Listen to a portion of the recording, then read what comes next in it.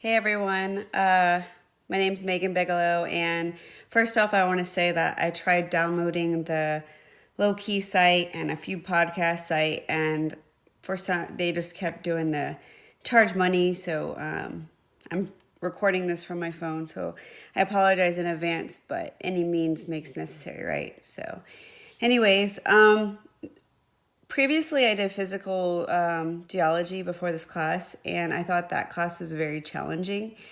And I thought this class, environmental economics, was a lot easier.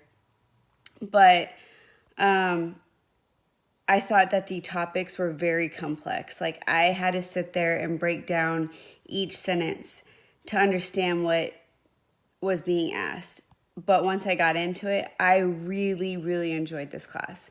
And I didn't know so much. Like I didn't even know what biodiversity was. I have stuff pulled up because I'm just going to go week by week. But week one, obviously, we did our introduction, what biodiversity means, and what we think we're going to learn in this class. Week two, we talked about economics, biodiversity, like a topic on that, and I talked about the climate change, agriculture, forestry, and fisheries. I had no idea that there's so much harm going on right now. I didn't know that biodiversity, and I will define it for you, is, I just lost it, I apologize, is the variability among living organisms from all sources, including terrestrial, marine, and other aquatic ecosystems. And that's what will bring me into my first case study. I talked about I forgot the exact topic, but I talked about the crown of thorns starfish, and I didn't even know that was a thing. Basically, they're the starfish, and and this is like, I can talk about definitions all day, but when I get deep into it, that's just what like blows my mind. Like I would be sitting there at work telling people, and they're looking at me like I don't care, but it just really blows my mind. But anyways, getting off track. The crown of thorns starfish is growing, and I'll get in that more later. But they're a lot on the west coast and east coast, and basically like they develop these stun guns to inject vials of salt into them. Therefore, they'll get rid of them because they're eating up the coral, and it's just this whole it's affecting a lot of the ecosystem. Therefore, animals are dying. It's affecting the birds because the birds feed on the fish, and so on. So that's what I talked about on my first case study. Going back to the forums, the third forum I talked about, it was conserving biodiversity on private lands. And that was, I don't remember what I talked about, but, oh yeah, I talked about the Cuyahoga River pollution. And I thought that was really cool because I looked into a little bit of all the different acts. And it was just really interesting learning like how far, rivers, the Cuyahoga River was so polluted that nothing was survivable in it. And then now people are fishing in it, and it just is insane.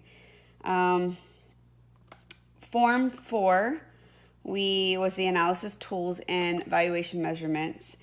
And I'm sorry, I don't have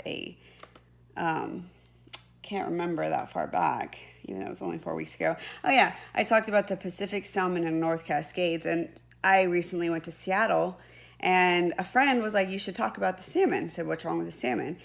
And it's just all these underlying facts, which aren't that underlying, I'm learning about just through this class, and it blows my mind. But these salmon, I call it salmon, but they're just getting run off, and that fish is huge.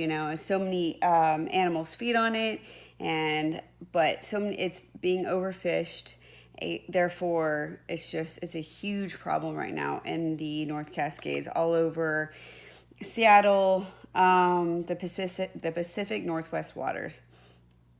That goes into case study 2, which I talked about the Yellowstone River and Yellowstone National Park. I think that was one of my favorite ones because the Yellowstone National Park was so many things. So if you go into it, move my arm. Yellowstone National Park. So one problem is snowboards. So snowboarding, they are using 2-cycle fuel, and it's affecting the ecosystem. And then there's too many tourists, and although that's like supporting thousands and thousands of jobs, like economically benefiting it. There was so one thing that they were trying to think about doing is upgrading the snowmobiles to 4 cycles, so it's better for the economy, as well as maybe do, I forgot what they call it, but it was kind of like a snow bus. Therefore, snowmobiles would be banned. The wolves were a big thing. So wolves were actually introduced to Yellowstone National Park to kill off all the elk. All the elk were taking over the Yellowstone National Park. So now the wolves are there. Some questions were, are the wolves safe because they're eating a bunch of the livestock in people's farms, but they actually want to use GPS on the wolves and spay them, so therefore they can know where they're at, like track them at all time. So that was really interesting. Just how in depth the Yellowstone National Park. It was the first national park, and it's one of the largest as well. So going into Forum 5, the economics of agriculture. I talked about the Texas, the economics of agriculture, and that was where we talked about all the different. That's right, because Texas is the second largest agriculture in the country, and California is the first. And I mean, I grew up in Texas, but it just blows my mind, like how much after doing this paper, like the actual statistics of it: cotton, beef, hide and skin, seeds, fruits, chicken, like the list goes on for that. So I learned all about that for Texas, and just doing research also on all these papers. Even though I would be doing that one topic, I would still research other topics, and that would give me a good idea for other topics. Forum 6, investing in resilient development and infrastructure. This one I left out a little information, and I got a lower grade on my forum. But just the resilience that we had to do on infrastructure. And I wrote, about Hurricane Harvey, Houston for this purge. It was the previous one that I got a lower score. I apologize. But I talked about Harvey, like just how, how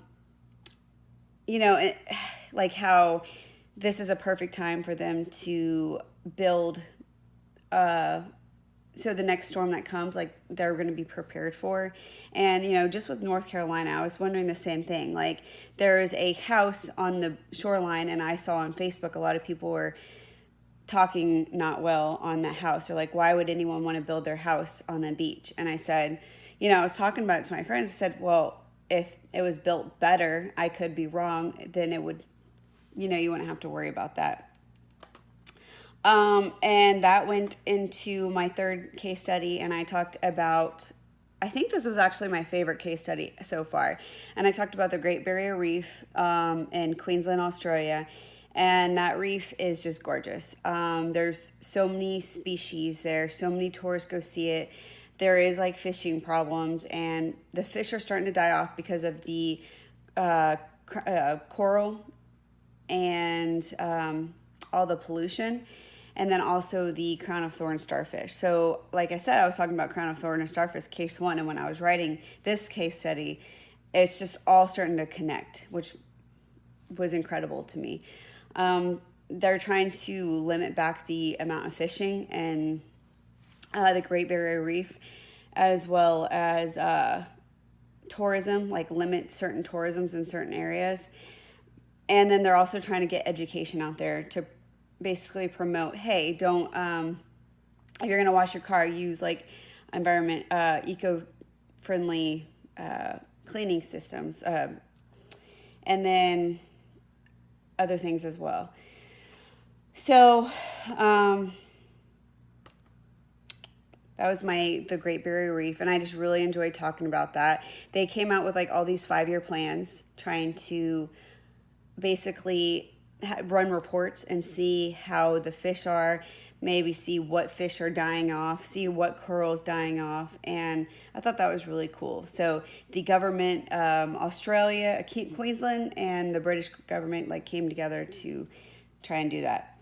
Our last forum that we did, I did it on, which was this Monday, was sustainable development, and I was just running the country for one day, and I didn't even know about anything about developing countries, so I thought that really cool. Even though Australia, I still wrote about Australia, even though Australia is torn between developing and developed, it still came from a long way. And also the climate bathtub simulation video, I did not know about that. And at first I thought I was just talking about a bathtub, but I did further research and then found out that it was a simulation just for the ecosystem in general. And that went back to what I was talking about on the case study 3, just like all the environment hurting the Great Barrier Reef. So everything's connecting, and I just find that really cool. The current case study I haven't finished, I'm still working on. I'm writing about the Great Bear Rainforest, and I never even heard of that as well, and it's beautiful. I was researching about the bears, and I was researching about, where it is, which is in British Columbia across Alaska, and there's so many species there, but same thing. Like the bears are being run off from trophy hunters, and so I just started writing on it, so I can't talk about that much, but I'm learning a lot about that too. So just economically, I've learned a lot about the world itself, like how much destruction the world has and how many different governments and legislations are getting together to try and save coral reefs, fish, animals, parks. The list goes on. And then same with the ecosystem, the pollutions. It really blows my mind, like how everything's connected. And I also found I know this doesn't relate, but physical geology leaked. And I just finished taking that, linked a lot into this. So I know this is more than 5 minutes, and I apologize, but I just wanted to talk a little bit about the case study and my forums, just what I learned. So I hope everyone enjoyed the class, and good luck to any of your following classes. I know I'm taking statistics and soil science starting October 1st, but I'm nervous about statistics, but it'll be a different change of pace. So God bless to everyone, and have a safe week. Bye.